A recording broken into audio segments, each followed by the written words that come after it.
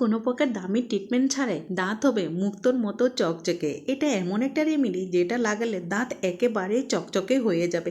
দাঁতে সব কালো দাগ, হলদে দাগ সব কিছু রিমুভ করে দেবে। ফাঁকা দাঁতের নোংরা কালো ভাব সব তুলে ফেলবে। দাঁত হবে হীরের মতো চকচকে। আমি লাইভ রেজাল্ট করে দেখাবো। এটা দেখার পর বিশ্বাস করতে বাধ্য হবে।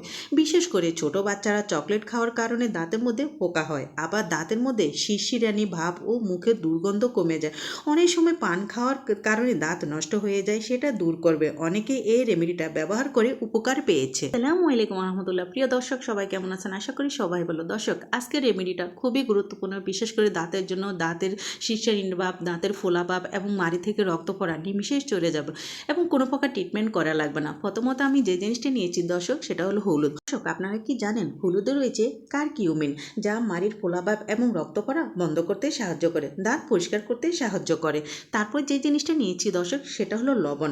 লবণের মধ্যে রয়েছে সোডিয়াম ক্লোরাইড, যা দাঁতকে পরিষ্কার ও জীবাণুনাশ করতে সাহায্য করে। তারপর আমাদের যে কাজটা করতে হবে, এই দুটো জিনিস দিয়ে খুব ভালো করে এটাকে মিশিয়ে নিতে হবে।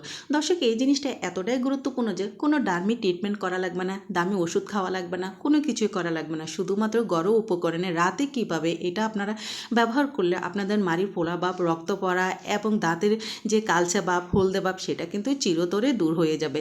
তারপর আমি যে জিনিসটা এখানে অ্যাড করলাম দর্শক, সেটা হলো লেবু রস। কেননা লেবু রসে রয়েছে প্রচুর পরিমাণ ভিটামিন সি, আর ভিটামিন সি এর অভাবে কিন্তু অনেক সময় কিন্তু আমাদের দাঁত থেকে কিন্তু রক্ত পড়ে যায় এবং মাড়ি ফুলে যায়, মাড়ি ফোলাভাব হয়ে যায় এবং সব কিছু কিন্তু নিমিষেই রিমুভ করে দেবে। হ্যাঁ দর্শক, অতিরিক্ত এখানে লেবু রস ব্যবহার করার দরকার নেই, কেননা অনেকে কিন্তু লেবু রস ব্যবহার করতে পারে না। সো এখানে 1 থেকে 2 ফোঁটা অবশ্যই কিন্তু এই রেমেডিতে ব্যবহার করতে হবে। লেবু রসটা দেওয়ার পর যে কাজটা করতে হবে, এটাকে কিন্তু খুব ভালো করে মিশিয়ে নিতে হবে।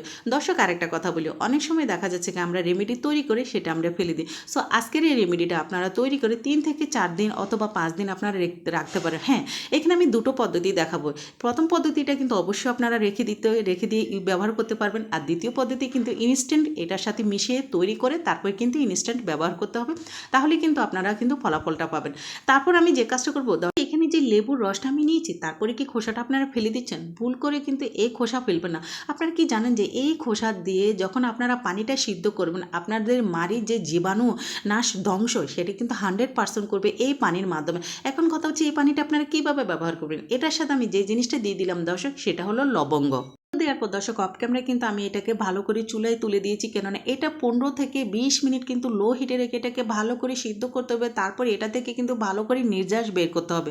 সো দর্শক, এইদিকে আমি আরেকটা জিনিস তৈরি করার জন্য আমি নিয়ে নিলাম রসুন, আর রসুনটা কিন্তু 100% কাজে লাগবে আমাদের দর্শক। বিশেষ করে কিন্তু রসুন কিন্তু আমাদের দাঁতকে পরিষ্কার চকচকে রাখতে এবং বিশেষ করে দাঁতের যে মাড়ির ফাঁকা জায়গায় সেগুলো কিন্তু ভরাট করতে এবং দর্শক কালো দাঁতকে এবং সাদা চকচকে করতেও 100% কাজ করে। বিভিন্ন ধরনের ব্যাকটেরিয়া ধ্বংস করতে 100% কাজ করে এই রসুন। আপনারা চাইলে এখানে পাউডারটা ব্যবহার করতে পারেন দর্শক, কিন্তু ইনস্ট্যান্ট রসুনটা ব্যবহার করলে ফলাফলটা একটু বেশি পাবেন। সেই রসুনটা এখন আমি কী কাজ করলাম, প্রথমত আমি যে জিনিসগুলো আমি তৈরি করে নিলাম, সেটার সাথে কিন্তু রসুনটা আমি ভালো করে অ্যাড করে দিলাম। এখন দেওয়ার পর দর্শক, আমার যে কাজটা করতে হবে, এটা কিন্তু একটা সাইডে আমি একটু রেস্টে রেখে দেবো। অবশ্যই কিন্তু এটা রেস্টে রাখতে হবে, যাতে এখানে যে রসুনটা দিয়েছি এবং অন্যান্য উপকরণ দিয়েছি, এটা জানে একটা আরেকটার সাথে খুব ভালোভাবে মিশে যায়। সো দর্শক, অবশ্যই আপনারা চেষ্টা করবেন এটাকে 10 থেকে 15 মিনিট খুব ভালোভাবে একটা জায়গায় রেখে দিতে। তারপর আমি যে জিনিসটা নিয়ে নেবো দর্শক, সেটা হলো একটা বাটি নিলাম, আর বাটির মধ্যে এখন আমি সামান্য একটু কোলগেট নেব।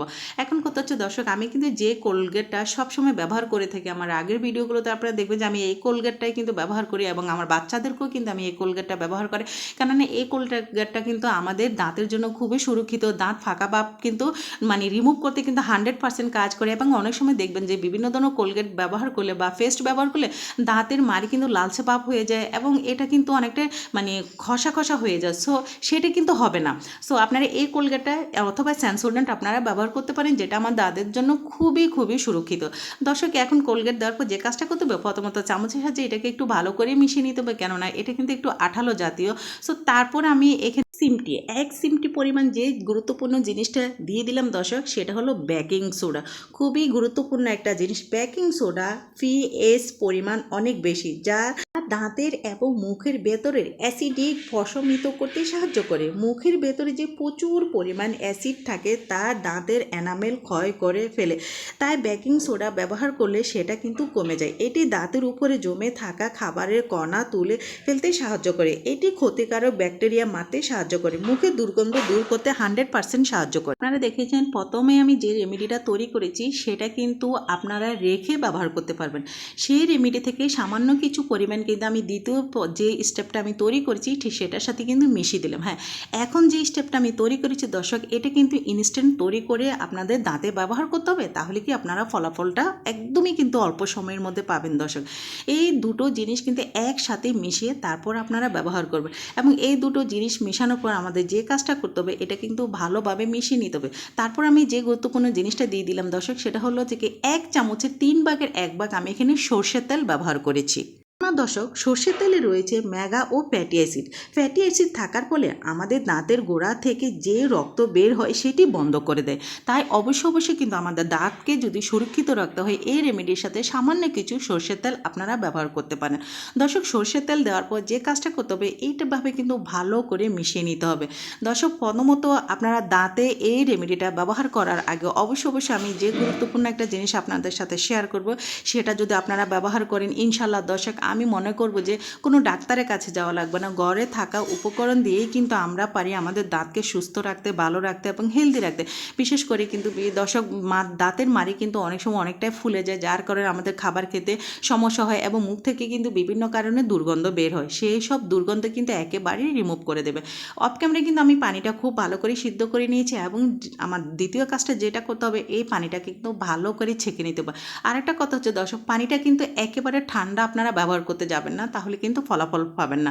দর্শক, প্রথম অবস্থায় পানিটা কিন্তু আপনারা রেমেডিটা মুখে দেওয়ার আগে পানি দিয়ে কিন্তু দাঁতটাকে ভালো করে পরিষ্কার করে নিতে হবে। আলতোভাবে এদিক থেকে এদিক ভালোভাবে কিন্তু পানি দিয়ে দাঁতকে পরিষ্কার করে নিতে হবে।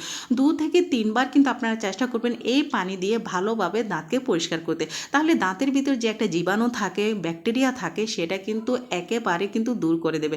তারপর আপনারা যে কাজটা করবেন দর্শক, আমি যে রেমেডিটা তৈরি করেছি সেটা কিন্তু আপনারা হাতের সাহায্যে চেষ্টা করবেন, এটা হাতের সাহায্যে খুব সুন্দর করে দাঁতের ভিতরে এবং বাহিরে, বিশেষ করে দর্শক আমাদের দাঁতের ভিতরের দাঁতগুলো কিন্তু একেবারে নোংরা থাকে এবং সেখান থেকে কিন্তু বিভিন্ন ধরনের ব্যাকটেরিয়ার জন্ম নেয়, যার কারণে অল্প বয়সে এবং অল্প সময়ের মধ্যে কিন্তু আমাদের দাঁতগুলো নষ্ট হয়ে যায়, কালো হয়ে যায় এবং দাঁতের পোকা ধরে যায় এবং দাঁত ফাঁকা হয়ে যায়। সো দর্শক দেখুন, আমি হাত দিয়ে কিন্তু দেখাচ্ছি, এইভাবে কিন্তু আলতোভাবে দাঁতের চতুর্দিকে কিন্তু ভালোভাবে লাগিয়ে রাখবেন। লাগানোর সাথে সাথে কিন্তু আপনারা এটাকে ক্লিন করতে যাবেন না, তাহলে যে এখানে যে ওষুধগুলো ব্যবহার করা হয়েছে সেগুলো কিন্তু কাজে লাগবে না। অবশ্যই কিন্তু 5 থেকে 6 মিনিট আপনারা খুব ভালোভাবে দাঁতের মধ্যে লাগিয়ে রাখবেন। আর এই কাজটা কিন্তু অবশ্যই আপনারা রাতে ব্যবহার করতে চেষ্টা করবেন, তাহলে কি ফলাফলটা একটু ভালোই পাবেন। দর্শক, আর একটা কথা বলি, এই রেমেডিটা অবশ্যই কিন্তু ইনস্ট্যান্ট তৈরি করে আপনাদের ইনস্ট্যান্ট কিন্তু দাঁতে ব্যবহার করতে হবে। প্রথম যে পদ্ধতিটা আমি দেখিয়েছি সেটা কিন্তু আপনারা তৈরি করে রেখে আপনারা ব্যবহার করতে পারেন, আর তার সাথে কিন্তু দ্বিতীয় যে পদ্ধতিটা আমি দেখাচ্ছি তার সাথে কিন্তু মিশিয়ে তারপর আপনারা ব্যবহার করবেন। ইনশাল্লাহ দর্শক, খুবই উপকার পাবেন, এবং এটা ব্যবহার করে অবশ্যই 4 থেকে 5 মিনিট আপনারা রেখে দিবেন। তারপর আবার আমি যে পানিটা দেখিয়েছি সেই পানি দিয়ে কিন্তু দাঁতগুলোকে খুব ভালোভাবে কিন্তু ক্লিন করে নিতে হবে। অবশ্যই কিন্তু এই পানি দিয়ে কিন্তু ক্লিন করে নিতে হবে, তাহলে কি আপনাদের যে জীবাণু এবং ব্যাকটেরিয়া চিরতর দূর হবে এবং দাঁতগুলো কিন্তু একেবারে মুক্তোর মতো চকচকে হবে এবং দাঁতের যে হলদে ভাব সেটা কিন্তু চিরতরে গায়েব হয়ে যাবে। দর্শক, খুবই গুরুত্বপূর্ণ একটা রেমেডি শেয়ার করতে চেষ্টা করেছি, ইনশাল্লাহ অবশ্যই কিন্তু আপনাদের কাজে লাগবে। কেননা ছোট থেকে বড় সকলের কিন্তু দাঁতের খুবই সমস্যা থাকে।